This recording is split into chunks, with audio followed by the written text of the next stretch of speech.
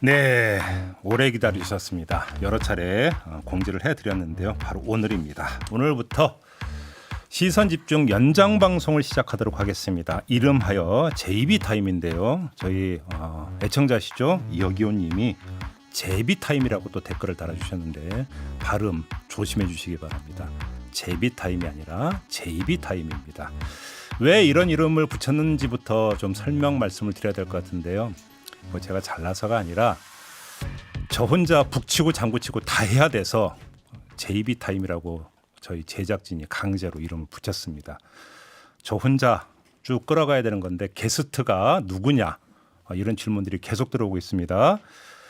그리고 전에 어떤 분은 제비가 물고 온 박씨 흥부전에서 나오는 이런 걸 해가지고 박지훈 변호사하고 같이 하는 거 아니냐 이렇게 또 올려주셨던데 박지훈 변호사는 금요일에 이제 라이브로 진행이 되는 천기누설에서만 저하고 함께 하고요. 월요일부터 목요일까지는 저 혼자 북치고 장구치고 해야 되는데 제가 능력이 모자라가지고 혼자 계속 떠들 수는 없고 그래서 아주 귀한 분을 제가 아주 특별히 간청 읍소를 해서 지금 이 자리에 모셨는데 저희 제작진 가운데 한 분을 거의 멱살 잡아서 끌고 왔습니다. 그래서 이름을 밝혀드리려고 했는데 이름을 밝히면 자기 안 한다고 해서 그냥 닉네임으로 소개를 해드리고요. 얼굴도 비밀로 하도록 하겠습니다. 오직 목소리만 나오는 신비주의 컨셉의 이름하여 막내 작가. 그냥 막내 작가로 부르기로 했습니다. 그래서 이종훈 작가, 비컨뉴스 하시는 이종훈 작가가 막내 작가신데요. 그래서 하나를 더 붙였습니다. 더 막내 작가. 이름하여 더 막내 작가인데 제가 준말도 지어놨습니다. 더 막가라고 준말도 지어놨는데 일단 인사는 좀 잠깐 하셔야죠. 더 막가님. 네, 안녕하세요. 더 막내 작가입니다. 여러분의 궁금증을 보내주시면 제가 대신 소개해드리고 네, 제이비님한테 궁금하신 거 많이 남겨주시면 되겠고요. 네. 뭐 질문도 좋고요. 제이비님한테 대한 불평, 불만 좋습니다. 많이 보내주세요. 네, 불평 불만을 왜 이렇게 강조를 하세요? 여기서 제가 좀 회의 시간에 당한 거를 되갚아 보려고 기대하고 지금 있습니다. 애청자 여러분들을 앞세워서 이제 평소 감정풀이 하겠다 이런 거죠? 네, 신비주의 좋다고 지금 이금희님이 보내주셨습니다. 신비주의 좋다고? 네, 제가 볼 때는 불가피한 선택 아니었는가 싶은 생각도 좀 들기는 해요. 네, 지금 혼자 웃고 있는데 아무튼 그 일전에도 잠깐 말씀을 드렸다시피 JB타임 어떻게 진행되는지 잠깐 좀 설명 말씀을 드리고 이제 시작을 했으면 좋겠는데요. 저희가 이제 워낙 빠듯하게 이제 그 방송을 진행을 하다 보니까 우리 애청자 여러분들의 의견이라든지 궁금증을 거의 풀어드리지를 못하고 계속 진행이 좀 속도감 있게 진행이 되다 보니까 아쉬웠습니다. 그래서 이 JB타임을 통해서 8시 반까지 진행됐던 본방에서 우리 애청자 여러분들의 궁금증, 그다음에 질타, 거기다가 의견 이런 것들을 이 자리에서 소화를 하면서 여러분들과 적극적으로 소통을 하겠습니다. 그래서 우리 이 더마카께서 여러분들이 보내주신 댓글, 의견 이런 것들을 모아서 저한테 묻기도 하고 쏘아붙이기도 하는 이런 시간이 있을 거고요. 이어서 제가 이제 인터뷰를 진행을 하면서 미처 물어보지 못했던 거, 그다음에 인터뷰에 대답을 듣다 보니까 이게 이런 맥락에서 이런 얘기를 하는구나. 한번 복습을 해야 되는 또 필요가 좀 종종 있더라고요. 그래서 이걸 좀 추가로 짚는 복습 타임, 밑줄 타임도 진행을 할 예정입니다. 그리고 이 본방에서 미처 소화하지 못했던 것들을 따로 뽑아서 포인트 짚고 또 논평도 하는 이런 마지막 시간 이렇게 한 크게 3가지 파트로 좀 구성을 할까 싶고요. 뭐 설명은 더 이상 안 드리고 백문이 불여일견이라고 바로 시작을 하죠. 더마카님 바로 시작을 해도 되겠죠? 네. 자, 우리 애청자 여러분들이 좀 보내주신 내용부터 좀 먼저 소개를 해주신다면? 네, 이 시간을 먼저 축하해 주시고 기대하신 분들 먼저 잠깐 읽고 갈게요. 그러면 네. 더 많은 분들이 참여하실 수도 있으니까.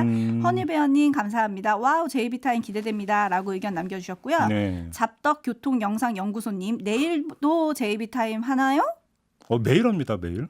네, 그리고 송물님 종배의 시간 한글로 바꿔주셨어요. 네, 종배의 시간 그러게요. 기대라고 네. 보내주셨고요. 자연인 진아님 실시간 방송 응원합니다. 그리고 사나야님 쌍화창 대기 배경 좋네. 그리고 제가 나왔을 때 목소리 좋네라고 보내주셨습니다. 아, 여기서 제가 지금 더마카를 이야기하는 겁니까? 네, 맞습니다. 벌써 저고요. 지금 자폭 모드로 들어가는 겁니까? 예, 너무 그렇습니다. 적응이라도 좀 하고 하시지. 여기까지 하고요. 네. 일단 아직도 궁금하신 분들이 많은 것 같아요. 할리 에이문님은 김종배 논평 같은 거 안 하나요?라고 보내주셨네요. 예, 그건 마지막 타이밍에 좀 할 겁니다. 그래서 그 지금까지 본방에서 이제 3부 시작하면서 김종배의 시선이라고 하지 않았습니까? 그래서 이제 오늘부터 김종배의 시선은 본방에서는 하지를 않고요.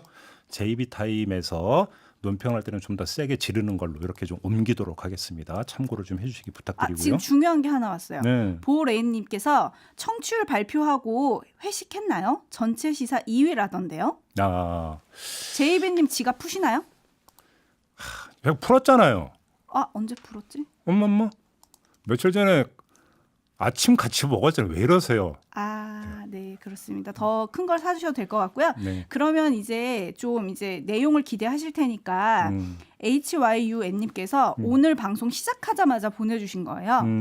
또 윤석열 총장으로 출발이네요. 국민 정치 피로도 상승. 아, 그거 해달라는 이야기인가요 지금? 하라는 이야기인가요? 잠깐만요. 답변을 주셔야 됩니다. 아유. 곽상공님도 비슷한 얘기 주셨거든요. 네. 세계 어느 나라에서 검찰 이야기가 이렇게 많습니까? 저도 동의. 그런데 저희가 이제 지난주 금요일에 청기뉴스에서 또 하지 않았습니까? 오늘은 잠깐만 쉬고 가도록 할게요. 지금 따로 짚어야 될 게 여러 가지가 있습니다. 그래서 그거 하고 아마도 뭐 계속 이야기를 하지 않겠습니까? 꼭 오늘이 아니더라도 할 얘기는 많을 것 같습니다. 자, 또 또 중요한 거 하나 있어요. 네. 이게 되게 청취자들 사이에서 의견이 분분하던데 제이비님께서 자주 입으시는 거를 오늘 입고 오셨잖아요. 근데 거기에 대해서 이사야님께서 네. 오늘 자켓 옛날 윤수일 씨 아파트 부를 때 생각나는 자켓입니다라고 보내주셨고요. 가죽 잠바 얘기하는 건가요? 예. 그리고 강철님은 제이비님 가죽 잠바를 엄청 좋아하시나 봐요. 자주 네. 보네요. 네. 라고 의견을 주셨는데 여기에 또 많은 분들이 어떤 얘기를 했냐면 저게 가죽일까? 레자일까? 의견이 분분했습니다. 여보세요. 오늘 진실을 밝혀주시죠. 저 가죽 잠바 좋아해요. 제가 가죽 잠바는 정말 그 젊을 때부터 너무너무 애용을 했는데 왜 그러냐면 때 안 타죠. 안 빨아도 되죠. 너무너무 좋거든요. 그래 가죽 잠바 애용을 하고 한이라면 가죽 바지를 못 입는 게 한이고 차마 그 남의 시선 때문에 가죽 바지는 도저히 못 입고 그래서 가죽 잠바만 입고 있고요. 그다음에 레자라니요. 이 사람 이게 지금 그 작년에 홈쇼핑에서 제가 애용하는 채널이 홈쇼핑이거든요. 제가 홈쇼핑을 자주 봐요. 그러면서 인내력을 기르기 위해서. 왜 그러냐면 누를까 말까 하다가 이 지름신과의 사투. 그래서 이제 누르지 않고 넘어갈 때 그 쾌감 혹시 아세요? 그런 거. 나는 오늘도 버텼다. 뭐 이런 쾌감. 그런 건데 요 가죽 잠바는 홈쇼핑에서 산 겁니다. 양가죽이냐고 지금 어느 분이 물어보시네요. 램스킨. 아마 양가죽 맞을 거예요. 거금 21만 원 주고 홈쇼핑에 사는 가죽입니다. 레자라니요. 저는 레자 안 입습니다. 그냥 라이터 있으면 한번 붙여보고 싶은데 라이터가 없네요. 가죽 맞습니다. 다음에 제가 그러면 라이터를 하나 준비해서 가죽 맞다니까. 네.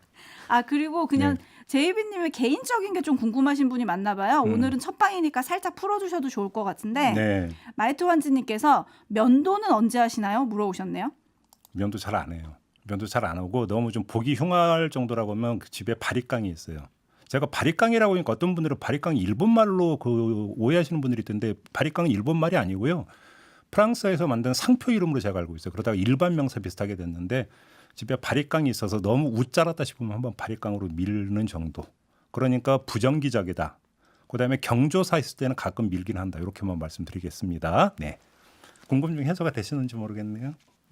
아무튼 이런 뭐 신상에 대한 어떤 질문도 좋고요. 그다음에 방송 내용에 대해서 이건 좀 너무 건너뛰는 것 같다 내지 좀 이해가 안 된다 이런 부분이 있으면 언제라도 본 방송이 진행이 될 때 보내주셔도 저희가 그걸 다 킵해놓고 있다가 우리 더 막내 작가가 지금 이렇게 JB타임에서 다 날카롭게 대신 전달을 해 주실 겁니다. 믿고 많이 보내주시기 부탁을 드리고요.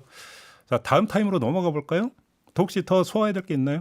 아니요, 너무 질문이 지금 쇄도하고 있어가지고. 지금 지금 줄줄이 오르고 있습니다. 네. 근데 이게 이제 매일 이제 같이 하게 될 테니까요. 우리 애청자 여러분들 혼자 또 참여하지 마시고 주변에 있는 분들에게도 적극 권유를 해주시기를 부탁을 드리고요. 다음 이 밑줄 타임을 한번 넘어가 볼까요? 오늘 꼭 하고 싶은 이야기가 하나 있어요. 조금 전 3부에서 백혜련 의원하고 공수처장 후보 추천 문제 이야기를 했잖아요. 요거에 대해서도 저도 좀 이야기할 게 있어갖고 좀 복귀를 해야 될 부분들이 있는데 이 백혜련 의원이 이야기를 하면서 제가 이제 소득이 없었느냐 정말 딱 하나 소득이 있다. 그게 뭐냐면 10명의 그 후보 가운데 아무튼 2명을 추리기로 한 거는 합의를 봤다. 딱 합의 본 거 요거 하나다 이렇게 이야기를 했잖아요. 추가 추천은 없다 이런 이야기를 했습니다. 그러면 이 이야기에는 어떤 이야기가 되냐면 이렇게 한번 그림을 그려보면 될 것 같아요. 추가 추천을 만약에 하게 됐다면 이건 무한정으로 늘어난다. 기한이. 계속 비토하면 그럼 이 사람 이렇게 되니까 끊을 수가 없는 거죠. 그런데 10명 범위 안에서 2명을 추린다라고 하는 원칙에 합의를 봤다는 이야기는 하여간 도든 뭐든 최대한 빨리 끝장을 보겠다는 뜻으로 이해를 하면 될 것 같아요. 이거는. 왜 고개를 갸우뚱하세요? 네. 근데 백혜련 의원하고 인터뷰할 때 좀 청취자분들은 느낌이 다르셨었나 봐요. 왜요?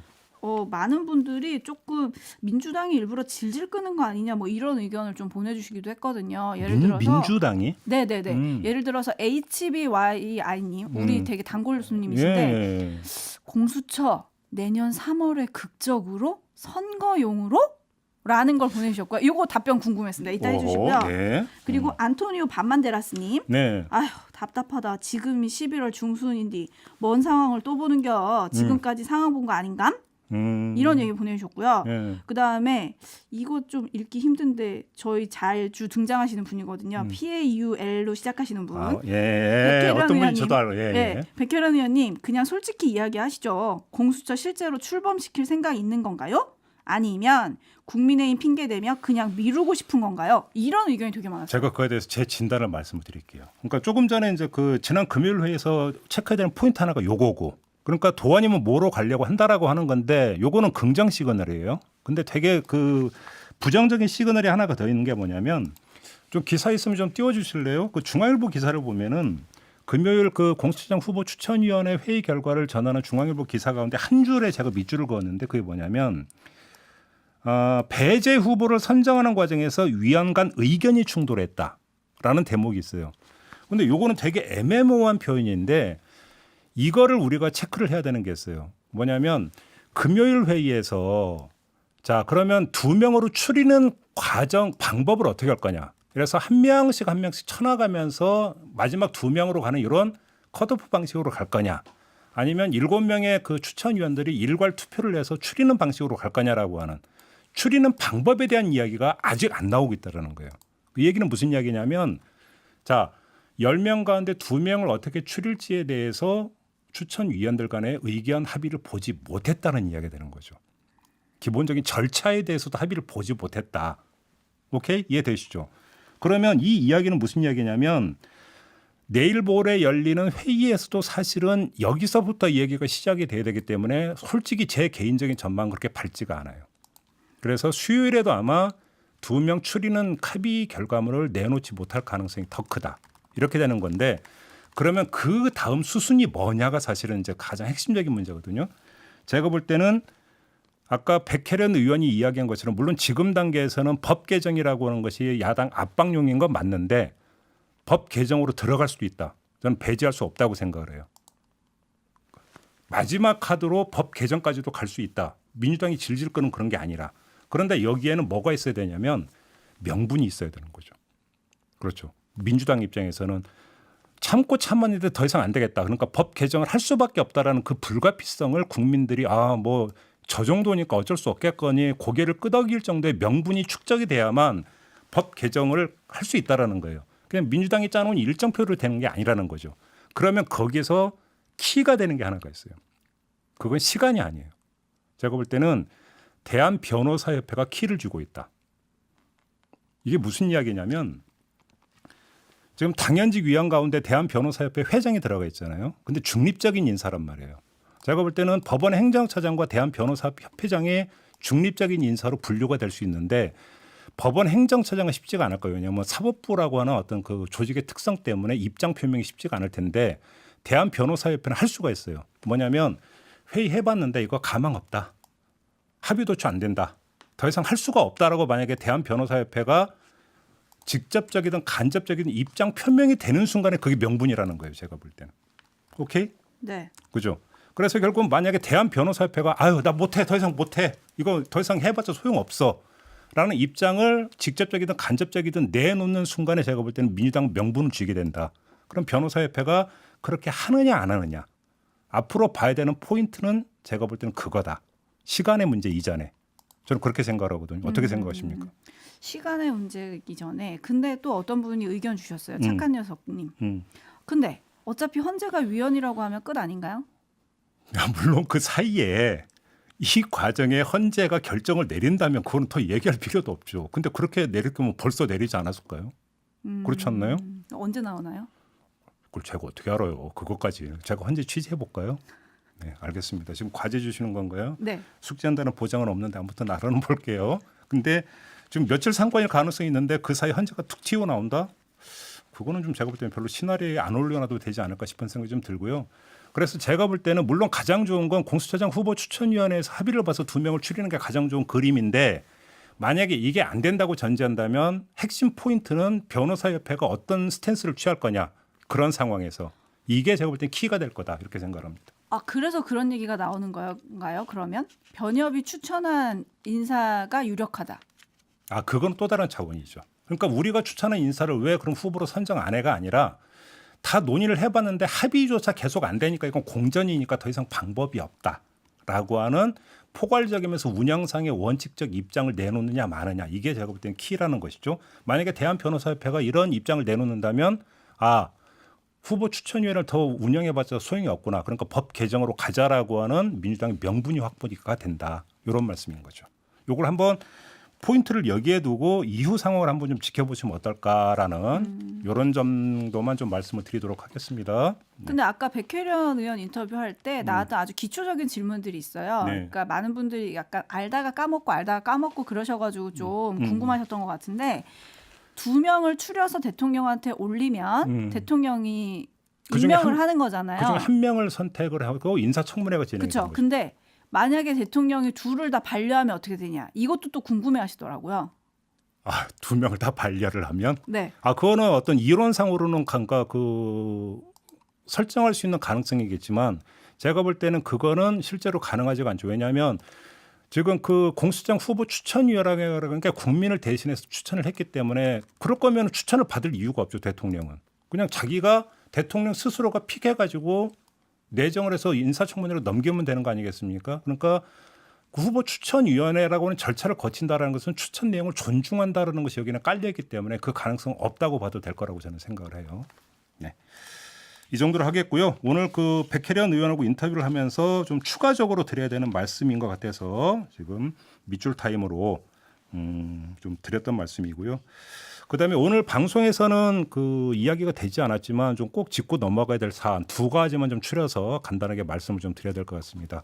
오늘 아침에 중앙일보가 일면톱으로 보도한 게 있어요. 이게 뭐냐면 혹시 기사 있으면 좀 그 띄워주시겠습니까?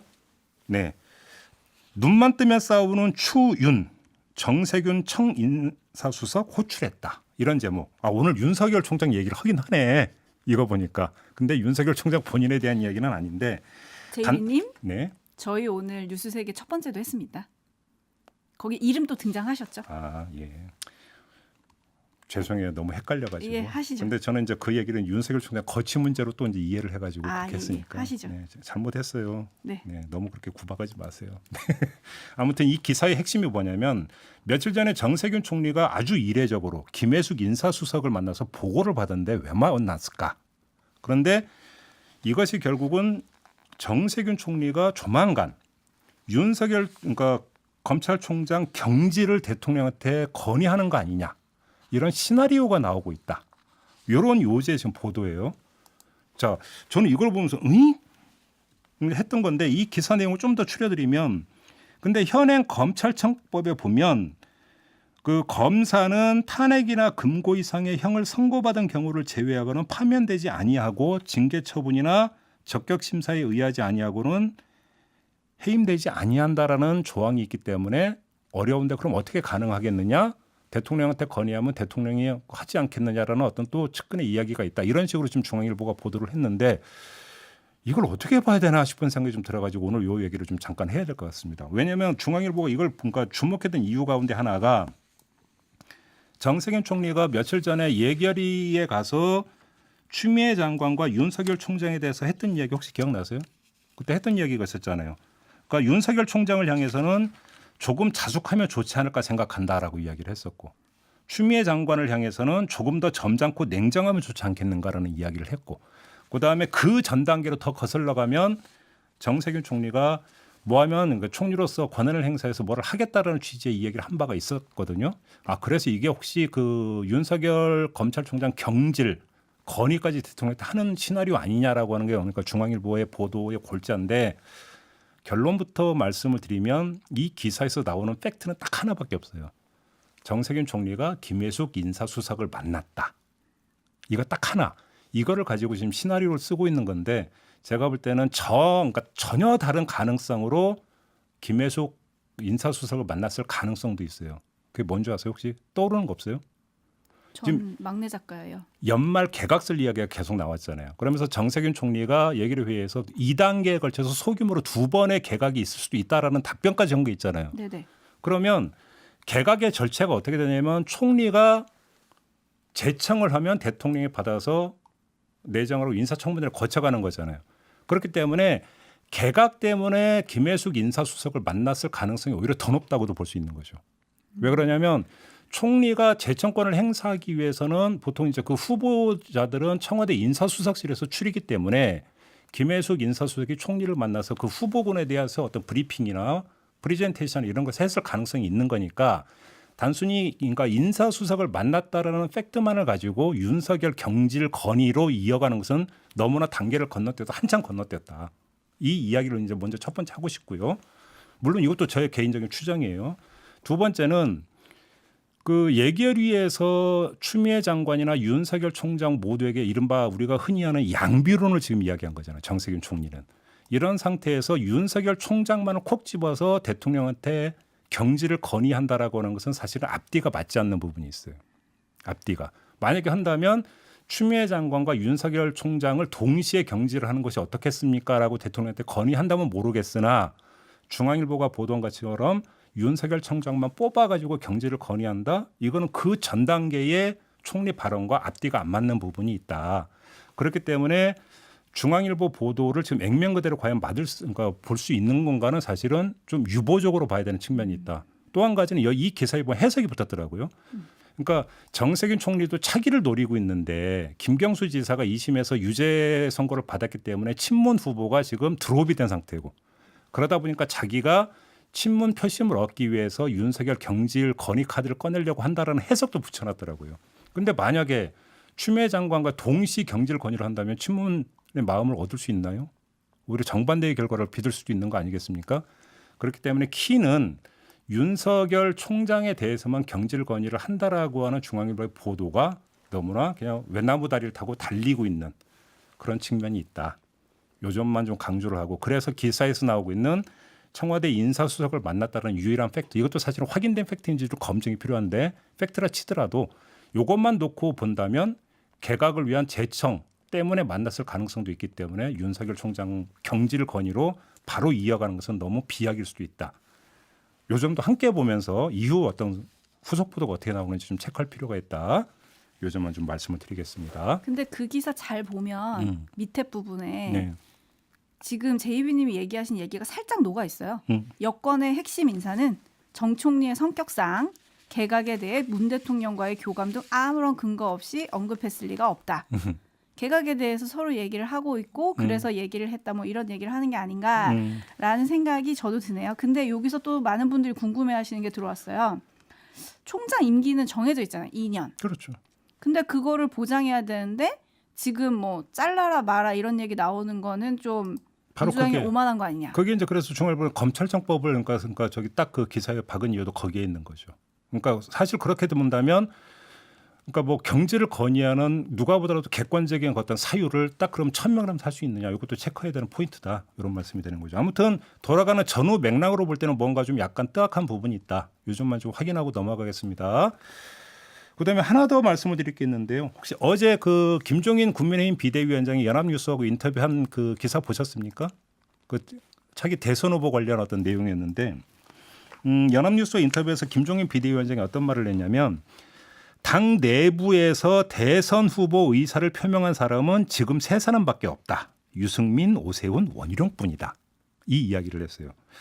그러면서 유승민 그 전 대표가 희망 22 토론회를 여는데 그 시작을 축하러 간다. 이런 말을 했고 다른 사람이 비슷한 행사를 하면 축하를 해줄 것이다라고 이야기를 했다고 연합뉴스와 인터뷰에서 얘기를 했는데 제가 이 인터뷰를 보면서 밑줄을 그은 게 있습니다. 왜냐하면 이 한마디를 가지고 확인할 수 있는 게 있기 때문이에요. 2가지로 확인할 수 있다. 뭐죠? 자, 첫 번째는 그 4월 총선 직후에 김종인 위원장이 조선일보고 인터뷰했던 거 혹시 기억나세요? 70년대생 경제통 차기 후보는 이런 사람이 된다고 해서 엄청나게 인구의 회자가 됐던 그거 기억나시죠? 네네. 이때 어떤 말을 함께 했었냐면 이런 말을 그때 함께 한 적이 있었어요. 그러니까 지난 대선에서 검증이 다 끝났는데 뭘 또 나오려고 하느냐라는 말을 함께 했었어요. 홍준표, 유승민. 그때 그래서 많은 언론들이 홍유원은 시효가 끝났다 이런 식으로 제목까지 뽑았어요. 여기 원희룡도 들어가 있어요. 그러면 자, 잘 봐요. 4월에 조선일보가 인터뷰에서 했던 말과 어제 연합뉴스와 인터뷰에서 했던 말이 어떻습니까? 충돌을 하고 있죠. 부활했네요. 그죠? 네. 그러면 7개월 만에 지금 이야기가 확 달라져 버렸어. 그럼 이 도대체 무슨 사정 때문에 이런 이야기를 했을까? 여기서 재미난 포인트가 하나가 나오죠. 뭐냐면 마치 어떤 호주머니 엄청난 히든 카드를 갖고 대선 후보 관련해서 엄청난 히든 카드를 갖고 언제라도 빼낼 것처럼 이야기했던 건데 당내에 3명이 있다는 이야기는 뭐냐면 김종인 위원장은 정말 카드가 있는 것일까? 라고 하는 거에 대해서 물음표를 찍게 만드는 발언이라는 게 하나가 있고 또 하나 두 번째 또 하나 재미난 게 뭐냐면 그 3명을 이야기를 했는데 유승민, 오세훈, 원희룡뿐 3명을 얘기했잖아요. 이 가운데 유승민, 오세훈 이 2 인물은 내년 4월 서울시장 보궐선거의 후보군으로 썰로 계속 언론 보도를 탔던 인물들이에요. 기억나시죠? 우리 막내 작가께서도. 예예.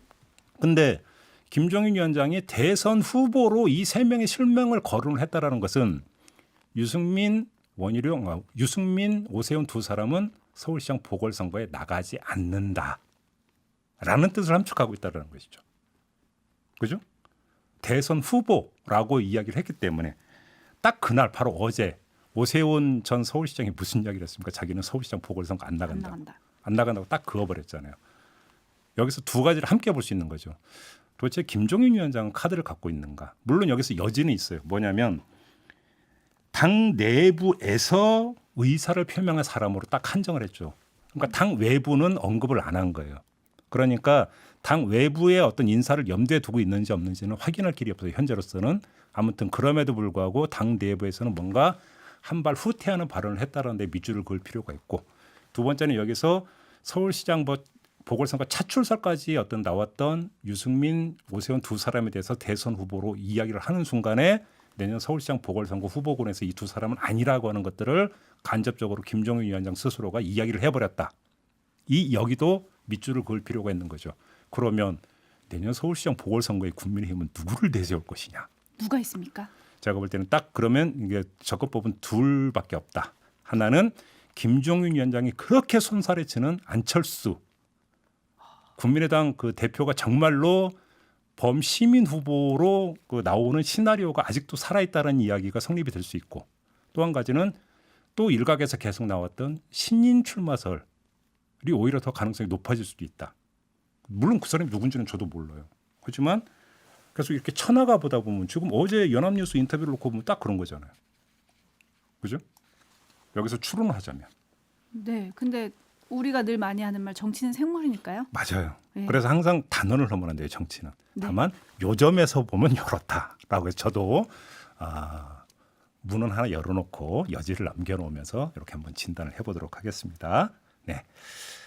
자, 오늘 이렇게 오늘 JB 타임 첫 시간을 좀 꾸며봤는데 어땠어요? 우리 막내 작가는? 반응들 좀 읽어드릴게요. 마지막으로 많은 분들이 이제 저를 궁금해하시는데 저는 그냥 일개 목소리입니다. 요건 제가 소개하는 게 맞을 것 같아요. 신경 쓰지 않으시고. 데미안 피님은 막내 작가 너무 잘하네요. 발음도 또박또박 말이 귀에 쏙 들어오네요. 저 웃고 있어요 지금. 비호감이라는 댓글도 있었습니다. 입이 찢어지고 있어요. 아니 HB... 비호감이라는 댓글이 있어가지고요. 선생님. 저 그래도. 지금 그거 보고 웃었던 거고요. PC24님은 막내 작가 맞나? 막내 수준이 아닌데? 오. 그다음에 네, 저에 대한 관심은 내려놓으시고요. 사나야님은... 저희 이 JB 타임에 대한 걸로 얘기를 하겠습니다. 왜 끊어요? 왜 끊어? PC24님이 아침 라디오 최고는 김종배지. 감사합니다. 잼마님 오케이 이슈터리는 JB 킴님이 으뜸. 그리고 가장 중요한 댓글도 있어요. 김윤택님 김어준 버리고 왔어요. 뭐 그런 것까지. 저도 오늘 첫 시간이라 상당히 긴장을 많이 했는데 그래도 좀 부드럽게 넘어간 것 같죠? 우리 그냥 자뻑하면서 끝내도록 합시다. 아무튼 우리 애청자 여러분 제비 타임이 이렇게 진행이 됩니다. 이제 감 잡으셨을 것 같은데 그래서 본방 중에 이 제비 타임까지 염두에 두면서 궁금한 점이라든지 지적사항이라든지 이런 것들을 좀 계속 적극적으로 올려주시기 부탁드리겠습니다. 그러면 이 JB 타임에서 아주 적극적으로 소화를 해서 한번 상세하게 설명 말씀드리도록 하겠습니다. 자, 오늘 첫 시간 JB 타임은 이렇게 마무리하고요. 막내 작가 수고하셨어요. 감사합니다. 네, 저도 내일 뵙겠습니다. 고맙습니다.